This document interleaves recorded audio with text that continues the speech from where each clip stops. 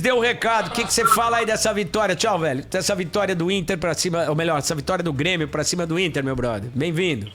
Tudo bem, Fernandinho? Abraço pra ti, pra Gabi, pro Soler, pro Ulisses, pra todo mundo que nos acompanha aqui na Rádio Bandeirantes. Uma vitória que confirma, né, essa superioridade que o Grêmio vem tendo ao longo dos últimos anos, Ulisses, em clássicos grenais.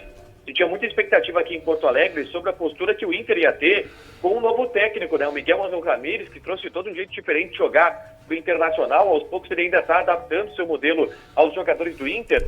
Foi um jogo que eu particularmente gostei, muita gente aqui em Porto Alegre não gostou, mas eu achei um duelo tático interessante entre o Renato e o Miguel Ángel Ramírez, mas que deu Renato, né? E deu Renato muito também na base da individualidade. Os garotos entrando no finalzinho, o Ricardinho, que é um garoto que também vem aí do interior paulista e está surgindo aqui, fazendo muitos gols. O cara passou por uma tragédia pessoal absurda nessa última semana de perder o pai e o avô por Covid. O pai, o grande incentivador da carreira dele, entrou no segundo tempo. O Ricardinho foi quem iniciou a jogada do gol do Léo Chu. Ele ganha uma disputa de cabeça com o Victor Cuesta, e aí a bola dá no Léo Pereira, no Léo Chu, e o Léo Chu acerta aquele chute maravilhoso e dá a vitória ao Grêmio. Uma vitória da continuidade do trabalho do Renato, Fernandinho. E mais, dá muita moral pro Grêmio nesse compromisso de quarta-feira. O Grêmio pega o Independiente Del Valle lá em Quito. Aliás, acabou de chegar na capital equatoriana e sem o Renato, né? Hoje a gente teve a notícia do teste positivo do Renato para a Covid-19. Tá tudo bem com ele tá no hotel, tá descansando, já passou os sintomas mais fortes que ele teve ontem, principalmente, mas o Grêmio vai ter esse desfalque do Renato nesses duelos importantes contra o Independiente Del Valle. Ah, pois é. Foi importante isso que o Renato está legal. E é o seguinte, é verdade ou é papo furado essa história do Soteldo no Grêmio? Sabe que aqui a gente está trabalhando com essa informação ao longo dos últimos dias, das últimas semanas, Ulisses.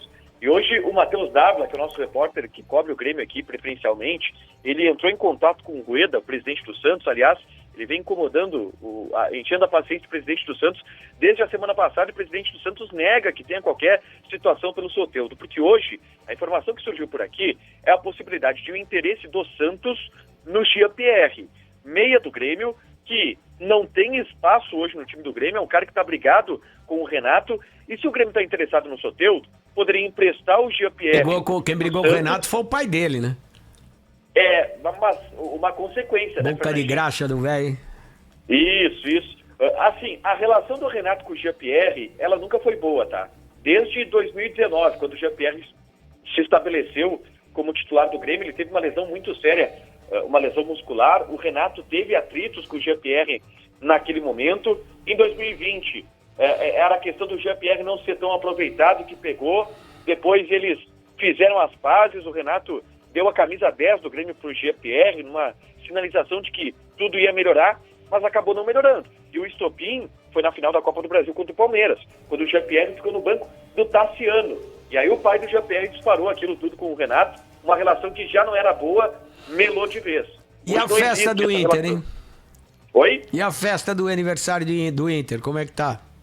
Pô, tá cabeça inchada, né, Fernandinho? Porque a derrota no Grenal, o gol do Léo Chu foi 00:05. 5 minutos de aniversário do Internacional e o Léo Chu fez aquele gol. Mas teve alguma festa aí? Tá tendo alguma coisa ou só porque perdeu o jogo não vale o aniversário e tal? Não, teve comemorações, né? Teve postagens em redes sociais, principalmente. Claro que por conta da pandemia, nenhuma comemoração mais... E os gremistas zoaram ou não? Aí que tá, a gente, quando acabou o jogo, nós que estávamos na jornada esportiva da Rádio Bandeirantes aqui de Porto Alegre, a gente fazia uma aposta aí, será que o Grêmio vai largar alguma letra? Será que o Grêmio vai dar alguma corneta?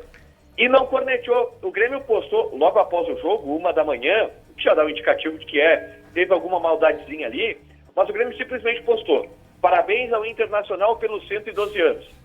Claro que não precisou o Grêmio zoar, né, Fernandinho? A torcida do Grêmio já naquela resposta começou a tocar todo tipo de flauta pra cima do Internacional. Mas aquela zoeira institucional não teve, não.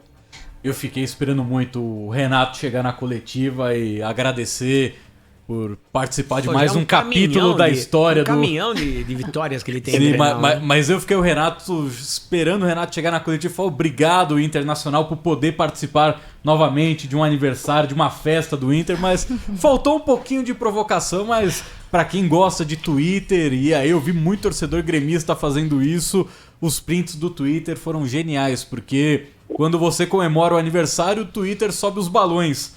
E quando o Internacional postou 1-0 Grêmio, você entrava no perfil do Inter, aparecia 1-0 Grêmio e os balões subindo pro Inter.